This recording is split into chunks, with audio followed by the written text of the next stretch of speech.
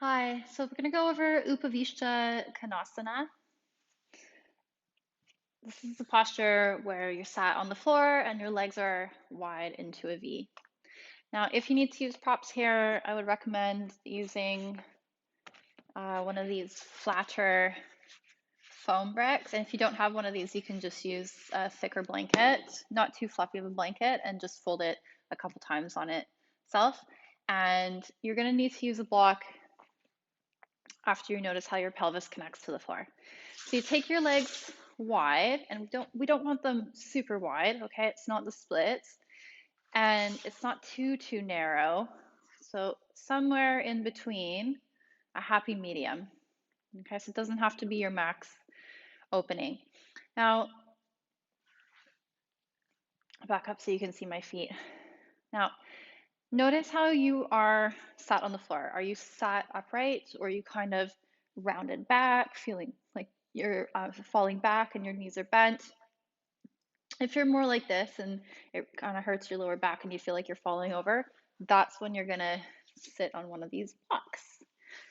So I'll go sideways just so you can see me. You wedge it to the sit bones, okay, and then you see how you feel. So we want to have from a back tilt, a posterior tilt, more to forward, not too far. So you can wiggle your sit bones close to the edge of the block and get more of a anterior tilt to the pelvis. So you're sat up tall. And then here, if you feel like you're then going to fall off the block, you're going to need to strengthen your legs, sit tall, and ground into your heels. All right. So that's if you need to use the block for this posture. Either way, sat on the floor or sat on the block. Then I want to notice how our legs are connected to the floor. So the legs are not floppy here, and we don't flop into the posture. It's a strength posture in the legs. The legs are quite strong, so we flex the heels, squeeze the thighs, and then you can take your thigh bones and manually roll them out so your sit bone comes more forward and you have more space in your hip crease. You can actually feel that if you turn your leg. More space in the side of the body and do both sides. So external rotation of your thigh bone, your femur from your hip. Now, they're externally rotated. We're ground into the floor with the sit bones or the block, and the legs are active. So don't bring your knees and toes in. Okay, we want to have them pointing up, or they can start to roll slightly back. So that's from that external rotation. And try not to have them flopped all the way to the side. So again, a happy medium, so you feel like your legs are active. They don't need to be squeezed super rigid. It's a strength and awareness. And then we're also moving into some flexibility. So both are developing at the same time. Now, if you feel, some people have pain on their inside edges of their knees.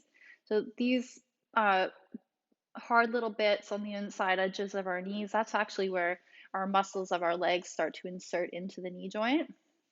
That's not somewhere where we want to stretch. Those are um, our ligaments and tendons. So they attach into the bone and attach the muscles into the bone. Sorry, just tendons. So they attach our muscles to the bones. And if you feel that pulling there or right in the center of your pubic bone, that's something we want to back off of. So you can just keep your legs straight and then go forward slightly. Okay, if either your inner knees, pubic bone, or even your lower back starts to pull, then you can bend your knees and turn your legs out. And even you can bring your legs closer together like this. So you're more of this would be called more of a frog shape. Okay, so we're targeting into the inner thighs and then going forward. So you have to kind of play around, experiment for yourself.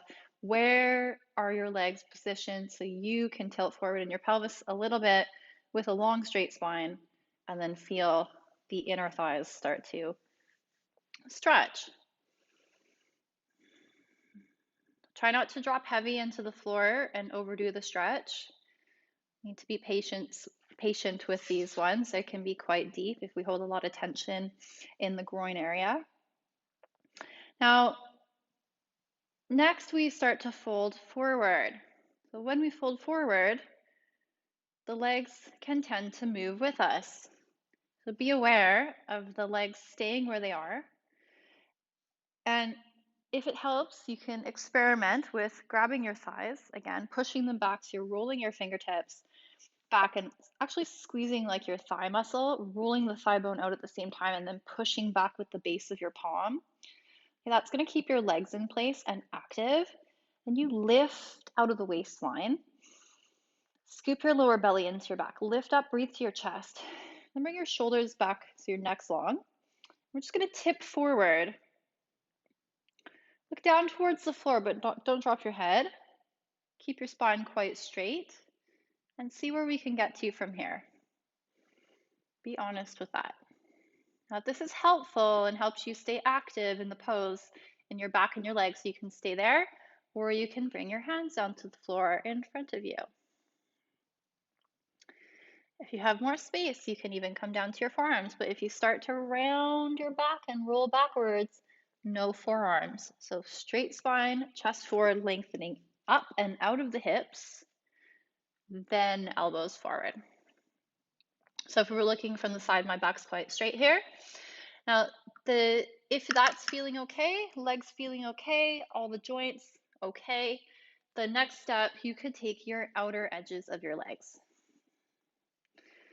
That takes away the support from the hands, so the legs have to work a bit harder and the core has to work a bit harder to pull you back as your upper body and your arms go forward.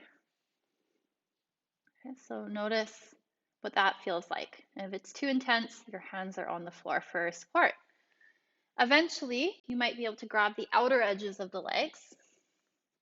So in Ashtanga, we grab the outer edges of the legs with the thumb at the base of the big toe in the front and the fingers wrapped around the sides of the feet. Still lengthening, inhale, and exhale, folding forward. Now, if it starts to crunch and pinch right in the front of the hips, we might be turning the thighs in as we fold forward, in which point we should back off.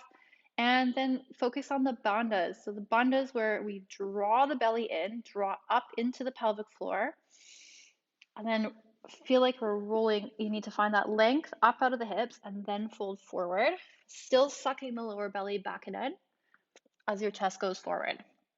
And that's going to give you the pull back to the hips action you need to stay without falling forward, and also connect to the length as you pull your navel back, your belly button back. From the belly button to the chest is going forward, from the chest to the chin. And one day we might be all the way on the floor without collapsing. If you're there, try to observe what's going on with your shoulders. Sometimes they crunch the neck. Draw them back, chest open, looking to the tip of your nose. Good, and then you come up and release. So that's Upavistha Konasana. Again, just be mindful we're not pulling on the joints and overdoing that because we don't want to cause any injuries while we're in the depths of the posture. Okay, thanks for watching.